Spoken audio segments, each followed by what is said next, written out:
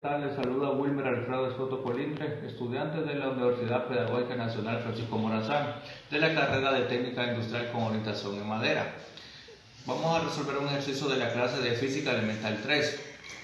Con base a la ecuación 28.1 y la naturaleza vectorial del campo magnético, vamos a demostrar que las líneas de campo magnético en torno a dos alambres paralelos que conducen corrientes iguales son como se muestra en la figura 28.10. También vamos a dibujar lo que son las líneas equipotenciales en torno a dos cargas eléctricas positivas estacionarias. Vamos a demostrar que estos diagramas son similares, si son idénticos y el por qué. Entonces, vamos a lo que es a la figura 28.10, que aquí en la figura 28.10 tenemos que las líneas de campo magnético en torno a dos largos alambres paralelos cuyas corrientes iguales, aquí podemos ver cuyas corrientes iguales, la corriente 1 y la corriente 1 y la corriente 2, van en la misma dirección del papel hacia el lector, ¿verdad? Entonces podemos ver de que aquí tenemos la corriente 1 y la corriente 2 hace este movimiento, mire, hace este movimiento en la corriente 1 y luego en la corriente 2, y al expandirse se une y hace este movimiento que podemos ver aquí, es lo que genera cuando estos dos se unen. Al contrario, tenemos aquí este ejemplo, que aquí tenemos que son dos corrientes diferentes.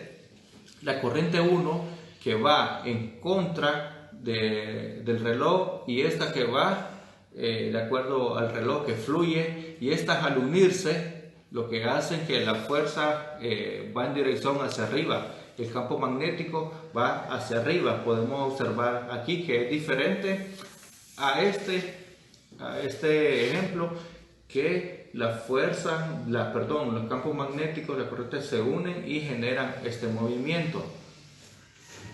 Bien, entonces ahora vamos a demostrar que ¿por qué son iguales y por qué son similares? Bien, ya que el campo magnético total es la suma vectorial de las capas individuales. Esta ecuación para el campo magnético muestra que la componente X del campo magnético es simétrica y la componente Y es antisimétrica. Entonces aquí vamos a utilizar una fórmula que es campo magnético es igual a mu por corriente entre 2 por pi por radio. Entonces aquí campo magnético es igual a campo magnético de la corriente 1 más campo magnético de la corriente 2, que es igual a mu por la corriente entre 2 pi por radio. Entonces aquí vamos a hacer la operación de negativo seno de teta de la corriente 1 más coseno de teta de la corriente 1. Esto del seno pertenece a la componente X y la coseno de la componente Y. Aquí igual mu por la corriente entre 2pi por 2.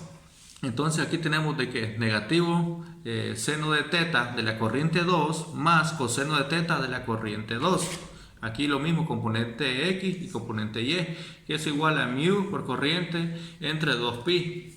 Y al final aquí pues resolvemos que es entonces negativo seno de teta de la corriente 1 menos seno de teta de la corriente 2 entre radio 1 y radio 2, más esto de la componente X, que está ahí, más coseno de teta más coseno de teta de la corriente 2 entre radio 1 y radio 2 de la componente Y. Entonces, ya para finalizar, el último inciso, donde nos dice que los dos diagramas tienen una forma similar, ya que ambos forman bucles alrededor de los ejes centrales. Sin embargo, las líneas de campo magnético forman un campo vectorial que muestra la dirección, no necesariamente la magnitud del campo magnético. Las líneas equipotenciales son de campo escalar, que muestra la figura los puntos de magnitud constantes, y las líneas equipotenciales no tienen una dirección asociada. Entonces aquí vamos a ver lo que es el ejemplo donde tenemos lo que la corriente 1 y la corriente 2. Estos hacen un círculo de la corriente 1 y la corriente 2, y de tanto al formarlo lo que hacen es que forman esta silueta, que son los bucles que se unen. Entonces inician haciendo círculos, círculos, los dos al unirse los círculos, entonces forman lo que es este movimiento, que son los bucles. Y también podemos ver un claro ejemplo que cuando tiramos dos piedras en el agua, estas caen y hacen unos círculos, y entonces al unirse los círculos en el agua hace este mismo movimiento, que es lo mismo similar que estamos viendo. Bien, este ha sido un video más para la clase de Física Elemental 3. Wilmer Escoto.